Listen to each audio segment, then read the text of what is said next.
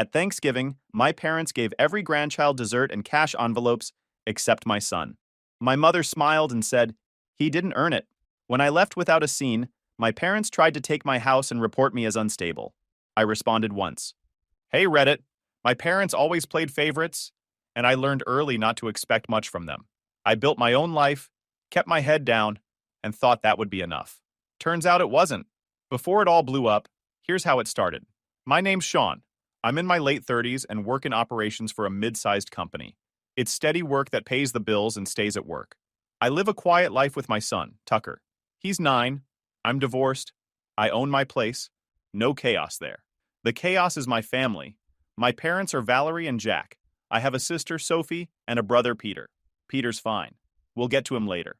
Sophie is the problem. Or maybe she's the symptom. Depends how you look at it.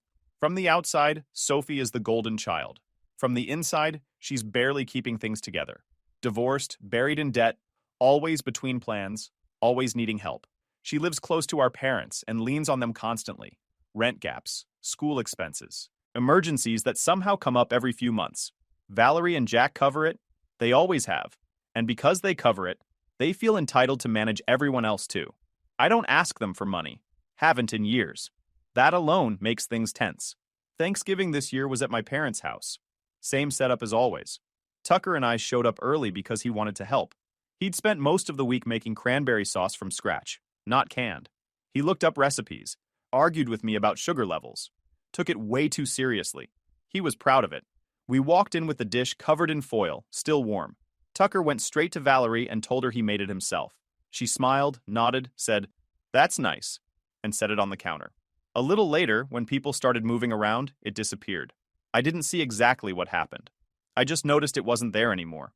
When dinner was served, there was a bowl of canned cranberry sauce on the table. Still had the ridges from the can. Tucker noticed. He didn't say anything. He just looked at me, then back at the table. I let it go. I always do. Sophie showed up late, like usual, with her kids charging ahead of her. Shoes on, jackets half off, yelling through the house. One of them clipped a small table near the entry and sent a framed photo sliding across the floor. The glass cracked. Valerie gasped. Sophie said, "Oh my God," without any real concern. Jack laughed and said, "Kids will be kids," then picked the frame up and leaned it against the wall.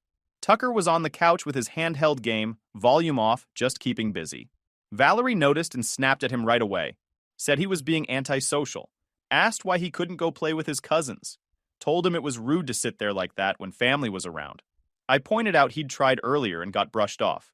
Valerie said that wasn't the point. The point was, he should try harder. Tucker turned the game off and put it in his bag without a word. Dinner prep continued. Sophie complained about traffic, about her ex, about how expensive everything was getting. Valerie hovered around her like a nurse. Jack kept checking his phone. Every so often, Sophie leaned in and whispered something to him. I couldn't hear it, but I saw Jack's face change each time. Tight, focused. At one point, Jack glanced at me. Not annoyed, not neutral, calculating, like he was lining something up in his head. Tucker helped set napkins. Valerie corrected how he folded them. Sophie's kids ran through the kitchen again and knocked into a chair. No comment. Tucker reached for a spoon and Valerie told him to wash his hands again, even though he already had. Small stuff. It always is. When we finally sat down, Sophie's kids talked nonstop. Valerie praised them for eating their vegetables. Jack asked them about school. Tucker answered one question and got talked over. He didn't try again. I kept thinking about the cranberry sauce. The effort Tucker put into it. How quickly it disappeared. How easily it was replaced. Then I noticed Sophie whispering to Jack again. This time she looked stressed. Not performative stressed. Real. Jack nodded slowly. His jaw clenched. He looked at me, then back at her, then back at me. That's when it clicked. Sophie wasn't just being favored. She needed something. And whatever it was, my parents were already figuring out how to cover it. This wasn't just another awkward holiday. It wasn't about Tucker being quiet or me being distant. It was about money. And somehow I was part of the solution they were circling. I didn't know how yet. I just knew the tone had shifted. Thanksgiving had barely started, and I already wanted to leave. Dinner kept going like nothing was wrong. Sophie's kids filled the room with noise, arguing over seats, talking over each other, getting up and sitting back down. Valerie didn't stop them. She smiled and told Jack how energetic they were. One of them dropped food on the floor. Valerie waved it off. Another complained the stuffing was dry. Valerie offered to heat something else. Jack joked that they had strong opinions. Tucker stayed quiet. He ate what was on his plate and waited his turn when he wanted something. When he asked for the salt, Valerie told him to wait until everyone else was settled. He did. At some point, Jack asked Sophie's oldest how school was going. The kid shrugged and said it was boring. Valerie laughed and said school wasn't everything. A few minutes later, Tucker mentioned, very casually, that he made honor roll this quarter. He didn't brag. He didn't raise his voice. He just said it. Valerie looked at him and said, "Grades aren't everything, Tucker. Don't show off." That ended it. Tucker nodded once and went back to eating. I noticed a small stack of white envelopes on the counter near the kitchen. They weren't there earlier. Sophie noticed them too. Every time Valerie walked past them, Sophie's eyes followed. She wasn't subtle about it. Her kids didn't notice, but Sophie did. When dinner finally wrapped up, Valerie stood and announced dessert. Cheesecake. Tucker perked up a little. He'd been talking about it all week. Valerie makes it every year, and it's the one thing Tucker always asks for seconds of. Valerie brought out plates already sliced. She handed the first plate to Sophie's youngest. Big slice. Extra topping. The kid asked if there was more. Valerie said maybe. The second plate went to Sophie's other kid. Same size. Same smile. Jack reminded them to say thank you. They didn't. No one corrected them. Tucker stood up from his chair, holding his empty plate, and waited. He wasn't rushing. He was smiling, just standing there patiently. Valerie didn't look at him. She turned back to the counter and picked up the envelopes. She handed one to Sophie's youngest. The kid ripped it open immediately and pulled out cash. Held it up. Grinned. Sophie leaned forward slightly, watching. Another envelope went to the second kid. Same thing. Cash again. They compared amounts out loud. One complained, the other got more. Valerie laughed and said it all evened out. Tucker was still standing there with his plate. Valerie finally looked at him and said, "You didn't earn dessert tonight." The room went quiet for a second. She added calmly, "After how you acted." Tucker didn't say anything. He didn't argue. He just lowered his plate a little. Then Valerie handed him an envelope. Tucker looked confused but still said thank you. He opened it carefully. Inside was a small folded piece of paper. He unfolded it and read it. I couldn't see all of it, but I caught enough words to understand what it was. Something about attitude. Something about learning gratitude. Something about being more present. Sophie's kids noticed right away. One of them laughed and said, "You didn't get anything." Valerie smiled. Not a big smile, a measured one. She said, "Maybe next time you'll be more present, Tucker." Then she turned back to Sophie's kids and asked if they wanted seconds. They did. She gave it to them. Tucker stood there for another second, holding the empty envelope and the note. Then he folded the paper back up and put it inside. His face went blank. Not angry, not sad, just flat. He whispered to me, "It's okay." That was it for me. I stood up. I took the envelope from Tucker's hands, tore it clean in half, and set it on the table next to the cheesecake. I didn't raise my voice. I didn't say anything dramatic. I helped Tucker into his coat. Valerie said my name like she wanted to stop me, but didn't know what to say. Jack stayed quiet. Sophie stared at the table. We walked out. Tucker didn't cry. He didn't ask why. He buckled himself into the car and looked out the window. I drove. A few minutes later, my phone buzzed. It was Jack. "You made your mother cry," the text said. "Fix this by tomorrow or we talk about the mortgage." I didn't respond. I kept driving. The mortgage text was not a bluff. Jack had leverage and he knew it. Years ago, when I bought my house, Jack insisted on helping, not a gift, not a handshake loan. He set it up as a small second mortgage in his name, stacked under my main one. On paper, it looked tidy, responsible, like family backing family. In reality, it kept his name tied to my house and gave him a button he could press whenever he felt ignored. It came up every time I did not fall in line. Holidays. Boundaries. Anytime I said no. So when his message came in about talking about the mortgage, I already knew what he meant. He expected a call, an apology, some version of me backing down to smooth things over. I did not call. The next morning, I called my bank, because it was a recorded second mortgage and not just cash between us. Paying him off meant going through them, not through Jack. I already had enough saved to cover the note if I needed to. It would sting, but not ruin me. I spent the morning moving money, signing documents, answering questions. By early afternoon, Jack's loan was paid in full. Clean. Final. No favors. No strings. I sent him the confirmation receipt. One word. Done. No explanation. No follow-up. I didn't hear back. That should have been the end of it, but it wasn't. Paying off the loan meant pulling together every piece of paperwork tied to my finances. Statements, old emails, closing documents, anything with my name on it. I wanted nothing else hanging out there that could be used against me later. That is when I started digging through old email threads I had not opened in years. Buried in a chain from a long time ago was a message about the beach house. The beach house was supposed to be simple. Years back, Valerie and Jack bought it with help from all of us. That did not mean equal ownership. Peter kicked in some cash but did not want his name on the deed. Sophie did not put money in at all, but they told her the house was for the kids and that she would be taken care of from it someday. I put in a chunk up front, and, at the time, they added my name as a co-owner temporarily, just to make things easier with financing. They said they would clean it up later. They never did. I had not thought about it much since. I was not involved in managing it. I did not use it often. It was just there. The email thread mentioned a title update. Nothing dramatic, just enough to make me curious. The thread itself was months old, one of those vague back and forths about eventually cleaning up the title. At the time I saw it, I wrote it off as paperwork talk and forgot about it. I pulled the county records. It did not take long. There was a quitclaim deed filed recently. My name was removed. My signature was on it. I stared at it for a long time. Not because I did not understand what I was seeing, but because I did. The signature looked like mine at first glance. Same slant, same last name loop, but it was not mine. I knew every version of my signature. This was not one of them. They had not even told me. I checked the filing date. It was recent. After Thanksgiving. After the mortgage text. They had been sitting on the idea for a while, and after that holiday and that message, they finally pulled the trigger and pushed the deed through. I checked the status. Pending final processing. I downloaded everything. Screenshots, PDFs, metadata. I saved copies in 3 places. The reason clicked into place fast. Sophie. They were not trying to tidy paperwork. They were trying to free up an asset. The beach house was not sentimental to them. It was money sitting still. Money they could sell, borrow against, or rent out. Money Sophie needed. I replayed the moment from Thanksgiving in my head. Sophie whispering to Jack. The look he gave me afterward. The sudden urgency. The envelopes at dessert. The mortgage threat. They weren't reacting. They were planning. I didn't confront them. If I'd called right then, Jack would have lied. Valerie would have cried. Sophie would have played confused. They would have spun it into a misunderstanding and tried to pressure me into signing something to fix it. I kept pulling records.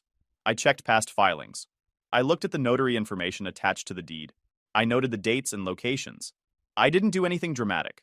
I just collected facts. They thought they'd already won that piece of the board. A few days passed. No messages about the beach house, no angry calls, nothing, which told me everything. They believed the quitclaim went through clean. They believed I either wouldn't notice or wouldn't fight it. Meanwhile, I acted normal. I went to work. I packed Tucker's lunches. I helped him with homework. I didn't mention the beach house to anyone. Not Peter, not my lawyer, not yet. What I did do was make sure nothing else could be pulled out from under me. I finished locking down accounts. I changed access on anything shared. I documented timelines. The mortgage was done. The house was safe. The beach house was different. That wasn't about protecting myself. That was about understanding what they were willing to do. They forged my name. They didn't ask. They didn't warn me. They didn't even try to justify it first. They went straight to removing me, all to cover for Sophie. I didn't feel angry in that moment. I felt clear. They crossed that line quietly, assuming I wouldn't push back. I let them keep believing that, for now. Things went quiet for a few days after I paid off the mortgage. No calls, no messages, no guilt texts from Valerie, no clipped instructions from Jack. That silence didn't feel like peace. It felt like they were deciding what to do next. They decided on a Tuesday. I was home that afternoon with Tucker. He was at the kitchen table working through math homework. I was making something to eat. Normal day.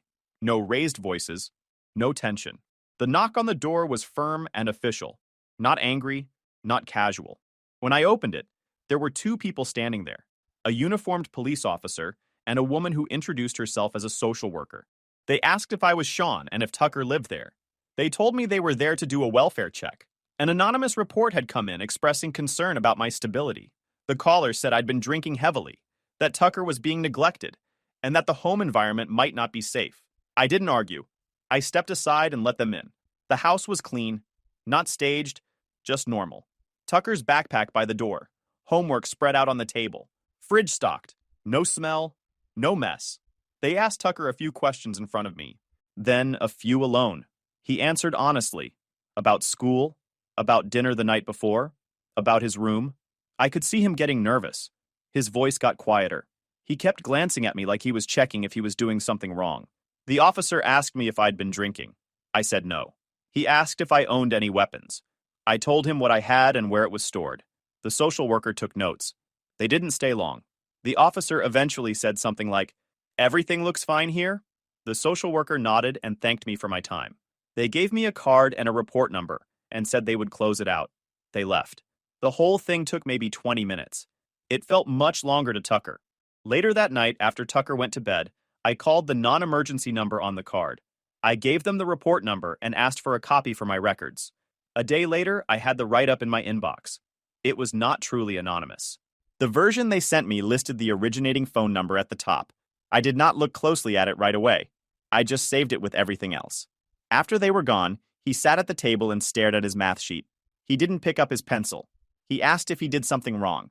I told him no. He asked if they were coming back. I told him no. He nodded, but he didn't look convinced. That was when it stopped being abstract for me. This wasn't pressure. This wasn't manipulation. This was an attack. I waited until Tucker went to his room and turned on the TV. Then I called my brother. Peter answered on the second ring. I told him what happened. He went quiet for a second and then said it was probably just Valerie being dramatic, that she was worried, that things had gotten heated, and maybe someone overreacted. I didn't argue. I sent him the report number and a photo of the card the social worker gave me. Then I sent him the quitclaim deed from the beach house, the one with my forged signature. Then I sent him the filing date. Peter didn't respond right away. A few minutes passed. Then he called back. His tone was different, not calming, focused. He asked if I was sure the signature wasn't mine. I told him I was. I told him I'd compared it to older documents. I told him when it was filed. I told him I hadn't been told about it. Peter swore under his breath. He said, "If they did this to you, they'll do it to me." That was it. That was the moment he stopped trying to smooth things over. He told me he'd been putting money into the family trust for years without asking questions. That he'd always assumed Valerie and Jack wouldn't cross certain lines. That calling authorities on your own kid was one of those lines. He asked me what I needed. I told him I needed help making sure they couldn't do this again. Not to me, not to Tucker. Peter said he'd talk to an attorney the next day. Someone independent. Someone who wasn't used by the family. He said he'd handle communication if it came to that. Before we hung up, he asked one more question. He asked if I thought the call came from Valerie or Jack. I told him I didn't know yet, but I had my guess. Peter said it didn't matter. What mattered was that they'd shown what they were willing to do when they lost control. That night, Tucker slept with his door open. He didn't ask. He just did it. I stayed up later than usual. I didn't send any messages. I didn't confront anyone. I didn't let Valerie know I knew. They thought they'd scared me. They didn't. They made it clear who they were. And now Peter saw it too. Jack emailed me on a Thursday morning. No greeting, no apology. Just an attachment and a sentence telling me to sign a correction document so the beach house title could be cleaned up. He framed it like a clerical issue. Something minor that needed my cooperation so everyone could move forward. The attachment was a revised deed. It kept my name off it. I didn't respond right away. I forwarded the email to Peter. He replied with one line, "Do not sign anything." I waited until that afternoon, then replied to Jack. I attached the quitclaim deed they'd already filed, the one with my forged signature.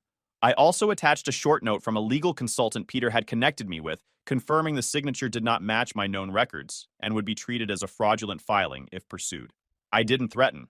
I didn't raise my voice. I wrote that I was aware of the filing. I wrote that it had been reviewed. I wrote that I would not be signing anything to correct a document I never authorized in the first place. Then I gave them a choice. They could withdraw the filing, acknowledge the forgery, and agree to an immediate legal resolution regarding the beach house. A forced sale, a partition, something formal and documented. Or I could file a police report for forgery and add the false welfare check to it. That was the whole message. No emotional language. No accusations beyond what I could prove. I ended it by saying all future communication should go through counsel. Jack didn't reply. Valerie didn't reply. Sophie did.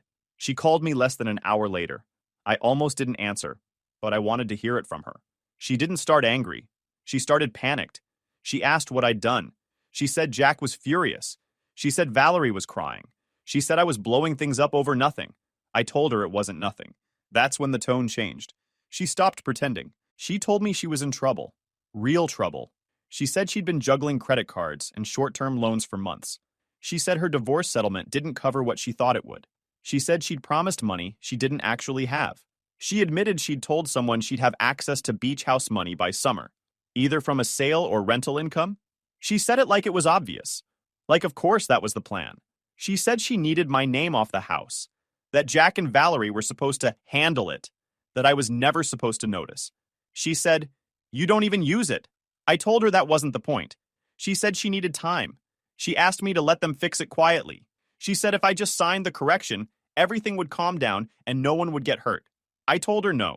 She got angry then, said I was choosing pride over family, said I was punishing her kids, said I was overreacting. I told her she shouldn't have promised money that wasn't hers. She hung up. Within the hour, I contacted the property management company that handled the beach house rentals. I forwarded them documentation showing the title was in dispute and that any agreements relying on my consent were invalid until resolved. They replied quickly, professional, neutral. They froze all rental activity immediately and flagged the account as legally contested. No more income, no more plans. That's when Jack called Peter. Peter filled me in later. Jack accused me of sabotage, said I was trying to destroy the family, said Sophie was beside herself, said the beach house was the only thing keeping things afloat. Peter told him that forging a deed and calling authorities on a child crossed a line that didn't move back. Jack threatened lawyers. Peter reminded him lawyers would ask questions. Valerie left me a voicemail that night. She said she didn't understand why I was doing this. She said families don't solve problems this way. She said I was forcing their hand. She never said I was wrong about the deed. That told me enough. By the next day, the tone shifted again. Fewer accusations, more caution. Jack asked Peter what it would take to make this go away. Peter said it depended on how fast they were willing to accept consequences. Sophie sent me another message. This one was shorter. She asked if I knew what would happen to her if the house sold. I didn't answer. Valerie emailed asking if we could all meet and talk. I didn't respond. They finally understood what they were exposed to. This wasn't about leverage anymore. It wasn't about guilt or pressure or pretending something was a misunderstanding. They'd put themselves in a position where someone outside the family could step in and make decisions for them. All I'd done was stop playing along. By the end of the week, Peter told me they were asking about timelines for a sale. Not demanding. Asking. The beach house wasn't a symbol anymore. It was a problem they needed gone. And for the first time since Thanksgiving, they weren't acting like they were in control. Valerie went public the next morning. It wasn't direct. She didn't name names. She posted one of those long, careful messages about family and gratitude, and how hard it is when children forget who sacrificed for them. She talked about values, respect, loyalty. She said she was praying for clarity. She added photos, old ones, holidays from years back, group shots of grandkids around the table, Sophie's kids front and center in every frame. Tucker wasn't in any of them. I forwarded the link to Peter so he'd see what was happening. By that afternoon, my phone started lighting up. Aunts, uncles, cousins I hadn't spoken to in years. Some asked what was going on. Some told me I was being unfair. A few said Valerie was heartbroken and that I should just apologize so everyone could move on. I didn't respond. Not to her, not to anyone. Peter didn't either. That was important. We did not correct the story. We just let it build. Valerie posted again that evening. Another vague message about teaching gratitude to children and how discipline gets mistaken for cruelty these days. More photos. Still no Tucker. Sophie commented with hearts and prayer hands. Jack stayed quiet online, but he was busy behind the scenes. Peter told me Jack had called him twice that day, angry at first, then pleading. Jack said the family was turning on them, that things were getting out of hand. Peter told him they were already out of hand.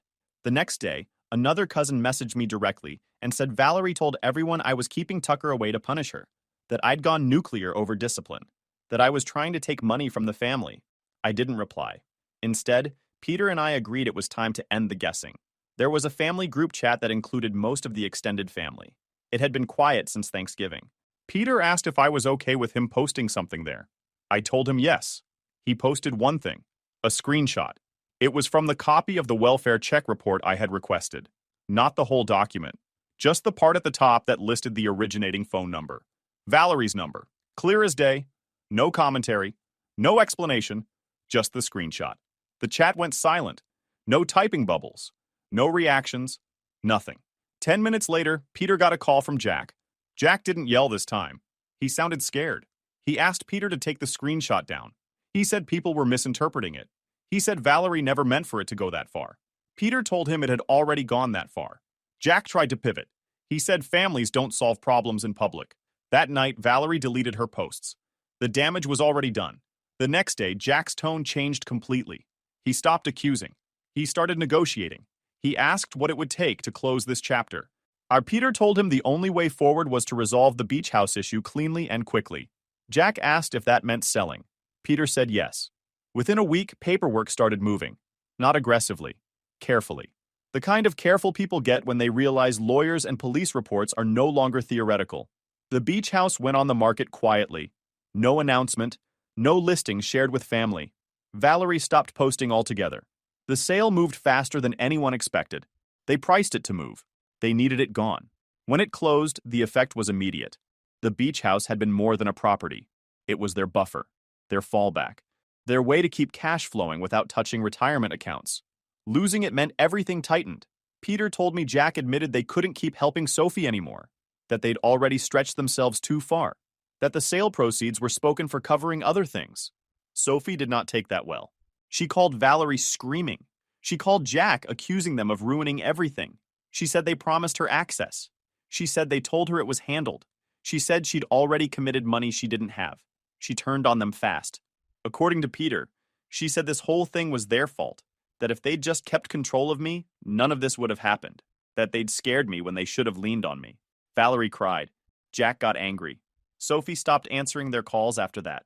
By the end of the month, Sophie wasn't speaking to anyone. The extended family stopped messaging me. A few sent quiet apologies. Most just disappeared. No one asked me to explain anymore.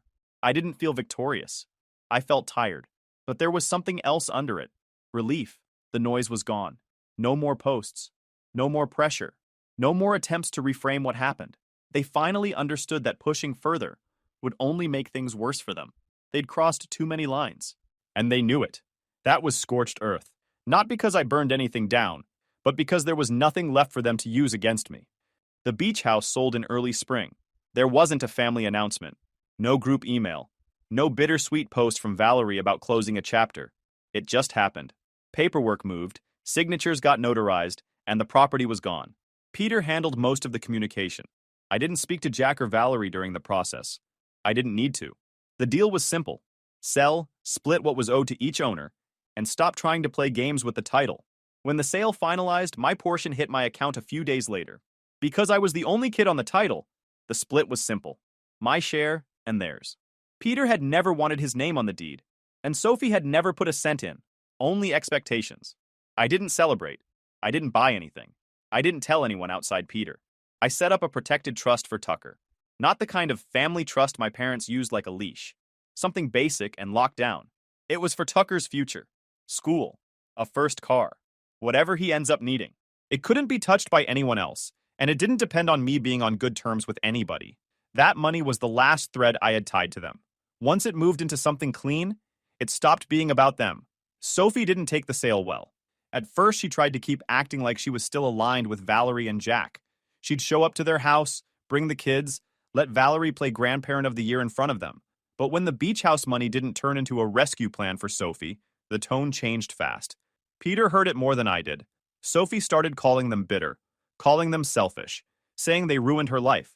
She said they promised she'd be okay, and then pulled the rug out. She said they should have controlled me better, like I was a dog that got loose. Eventually, she stopped coming around. Her kids still wanted to see Valerie and Jack, but Sophie wouldn't bring them. Valerie tried to guilt her. Jack tried to throw blame around. It didn't work. Sophie was done once the support stopped. Whatever family loyalty she had was tied directly to how much they paid. So Valerie and Jack were left alone. Not fully alone, I guess. They had neighbors, church friends, people they smiled at, but the house got quieter. Peter said Valerie started calling him just to talk about nothing. Jack would cut in to steer the conversation toward money, toward fairness, toward how things should have gone. Peter didn't give them anything. He kept things short. He didn't fight. He didn't argue. He just stopped being available. That was the part I didn't expect. Peter always used to take the middle path. He was the guy who made excuses so holidays could happen. He stopped doing that. Months went by without any contact from my parents to me directly. No apology, no acknowledgement, no attempt to fix it without controlling it. Then Tucker's birthday came around. Not a call, not a message, not even a card with a real note. A plain envelope showed up in my mailbox with Jack's handwriting on it. Inside was a check. Small amount. Like a test. Like they were trying to see if I'd break the silence for a number that didn't matter. There was no happy birthday, Tucker. No, we miss you. Just the check and a short line written on a scrap of paper that said something like, "Tell him we love him." I stared at it for a minute. It wasn't about the money. It was about access. If I cashed it, they'd say I accepted them back into the picture. If I didn't cash it, they'd tell people I was keeping Tucker from his grandparents over a birthday gift. I didn't call. I didn't text. I didn't explain.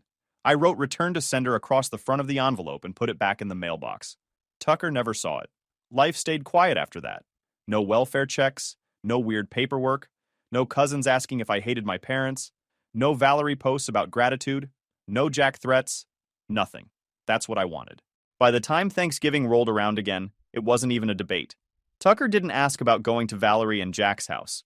He didn't mention the cheesecake. He didn't mention the envelopes. He didn't bring up his cousins. Peter invited us over at first, then changed it and said, "Actually, come to your place. We'll keep it simple." So we did. It was just me, Tucker, Peter, Peter's wife, and their kids. No big table settings. No forced family photo. No rules about who sits where. Everyone brought something small. Tucker helped in the kitchen without being corrected every 10 seconds. Peter's kids ran around being kids, and nobody acted like it was a crime. I made cranberry sauce the same way Tucker liked it. I let him handle most of it, with me watching so he didn't burn himself. He was careful, serious, focused. He tasted it and added a little more sugar. He looked proud the way he did the year before. This time, nobody knocked it over. We ate dinner in my living room because the dining table wasn't big enough. Paper plates, normal food, kids talking too loud, adults talking over them sometimes. Nothing polished, nothing tense. After we ate, Tucker carried the cranberry sauce bowl to the coffee table. He tripped a little on the rug, and a thick blob slid out of the spoon and landed right on the table. He froze. Full freeze. Shoulders up. Eyes wide. Like he was waiting for Valerie's voice to snap at him. Like he was waiting for someone to decide he didn't earn being there. I saw his face change in real time. That scared look. Peter noticed too. His wife stopped moving for a second. The room went quiet, but not in a bad way. Just everyone seeing the same thing. I didn't say, "It's fine," in that fake calm voice adults use when they're actually annoyed. I laughed. Not at him. Just a real laugh. I grabbed a napkin, scooped the cranberry sauce off the table, and ate it.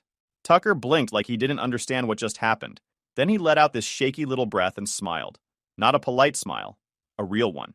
Peter's kid laughed and said, "Ew!" And everyone laughed again. Tucker laughed too. That was it. No punishment, no lecture, no shaming, no lesson, just a kid making a mess and adults acting normal about it. Later, when everyone was leaving, Peter clapped me on the shoulder and said, "This is how it's supposed to feel." I knew what he meant. A year ago, my son stood there holding an empty envelope and being told he didn't earn dessert. Now he was at home, surrounded by people who didn't measure love with money or control. Just peace. Guys, we are so close to hit 100,000 subscribers on this channel. If you are not subscribed to the channel, please consider subscribing. It really helps hit that 100,000 mark. Thanks for making this dream come true.